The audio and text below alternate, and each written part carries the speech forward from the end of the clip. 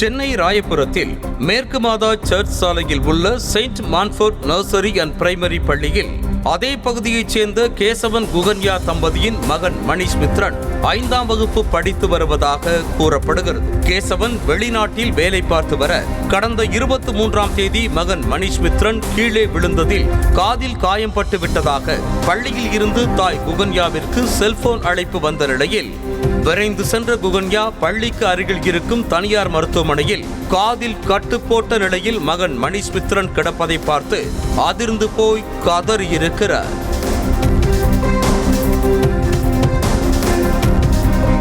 அப்போது மகனிடம் என்ன நடந்தது என கேட்க குகன்யாவிற்கு மேலும் அதிர்ச்சி காத்திருந்தது.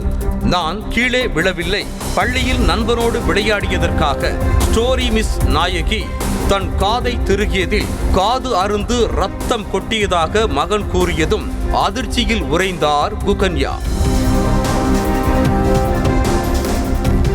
காதுகள் படு மோசமான நிலையில் முற்றிலும் அருந்திருப்பதாகவும் பிளாஸ்டிக் சர்ஜரி செய்தால் மட்டுமே காதுகளை ஒட்ட வைக்க முடியும் என மருத்துவர்கள் கூறியது குகன்யாவிற்கு ஆத்திரத்தை வரவழைத்திருக்கிறது.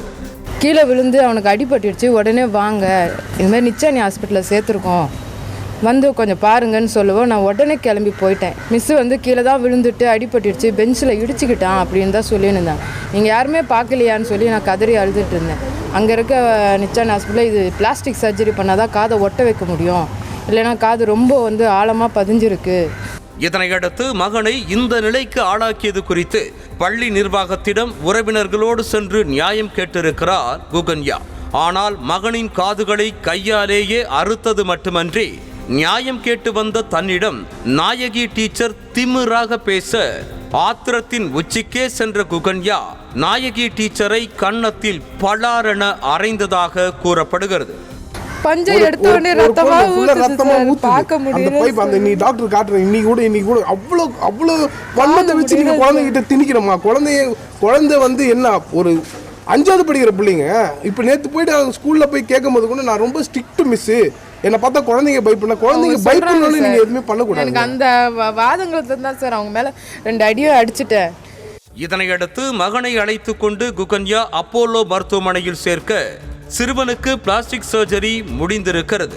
இதற்கிடையே 7.5 ஆண்டுகள் கழித்து தவமிருந்து பெற்ற மகனின் காதுகள் அறுபட்ட விவரம் அறிந்து மகனை காண ஓடோடி வந்திருக்கிறார் தந்தை கேசவன். மகனை இந்த நிலைக்கு ஆளாக்கியது குறித்து பெற்றோர் போலீசில் புகார் அளிக்க ஸ்டோரி மிஸ் நாயகி மீது 2 பிரிவுகளின் கீழ் வழக்கு பதிவு செய்யப்பட்டிருக்கிறது.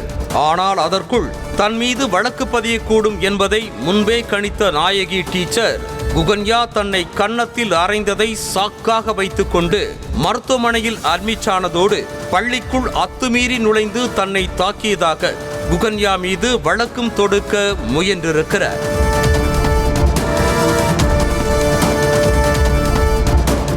இது ஒருபுறம் என்றால் பள்ளியின் ரெப்புடேஷன் பாதிக்கக்கூடும் என்பதற்காக பள்ளி நிர்வாகம் தரப்பில் மாணவன் மணிஷ் மித்ரனின் சித்தப்பாவை செல்போனில் அழைத்து போலீசுக்கெல்லாம் போகாதீங்க, பேசி முடிச்சுக்கலாம் வாங்க என சால்வாக பேசி சமாதானப்படுத்த முயன்றதன் ஆடியோவும் வெளியாகி உள்ளது. அவங்க ஏதோ ஒரு நல்லதுக்கு இது பண்ணும்போது ஏதோ ஒரு இதா இருக்கு, நம்ம பேசி சால்வ் பண்ணிக்கலாம். சரிங்க சார், வாங்க சார், நான் சார் நான் மதுரை வந்துடுறேன். ஏன்னா அவங்க தான் நைட் ஃபுல்லா அழுது. சரி, இல்ல ஃபீலிங் சிக் சார், அதான் பிரச்சனை. ஓகே ஓகே ஓகே, அவங்களே அது கம்ப்ளைண்ட் வரைக்கும் நீங்க அது போகணும். இன்று என் மகனுக்கு நேர்ந்த கதி இனி வேறு எந்த பிள்ளைக்கும் ஏற்படக்கூடாது என குகன்யா கைகளை கூப்பி வேண்டியதும் நாயகி டீச்சரை 2 வருஷம் ஜெயில போடுங்க, பத்தலன்னா இன்னும் 20 வருஷம் போடுங்க, அப்போதான் வலி புரியும் என பாதிக்கப்பட்ட அந்த சிறுவன் மழலை மொழியில் கூறியதை கேட்கும் போது அவர்களுடைய வேதனை புரிந்தது. மேல எந்த பிள்ளைக்கு இந்த மாதிரி பாதிப்பு வரக்கூடாது சார், அதுக்காக தான் நான் இப்ப கூட பேச வரேன். நான் இதனாலதான் நான் மீடியாவே நோக்கணும், நான் போலீஸ் ஸ்டேஷனுக்கும் போனதுக்கு காரணம் இதுதான். நீ என்ன பண்ணுவ? 2 வருஷம் ஜெயில குடுத்தலாம். எத்தனை வருஷம்? 2 வருஷம். இன்னும் 20 குடுத்தலாம். இன்னும் 20 வருஷம். ஓடி விளையாடு பாப்பா, நீ ஓய்ந்திருக்கலாகாது பாப்பா என பாடம் நடத்தக்கூடிய பள்ளியின் மாணவன் விளையாடியதற்காக அவனுடைய காதை கைகளாலேயே அறுத்து ஊனமாக்கிய ஆசிரியையின் செயல் அவரை மாணவர்கள் பேய் டீச்சர் என அழைப்பதும் ட்ரூ காலரில் அவருடைய பெயர் பேய் டீச்சர் என வருவதையும் பார்த்தாலேயே அவர் பேய்தான் என்பதை பட்டவர்த்தனப்படுத்துகிறது.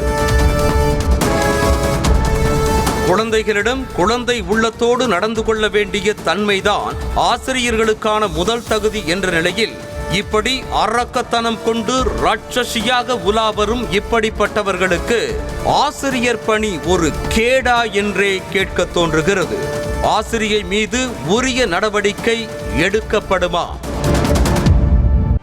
செய்திகளை உடனுக்குடனும் துல்லியமாகவும் தெரிந்து கொள்ள சப்ஸ்கிரைப் பண்ணுங்க.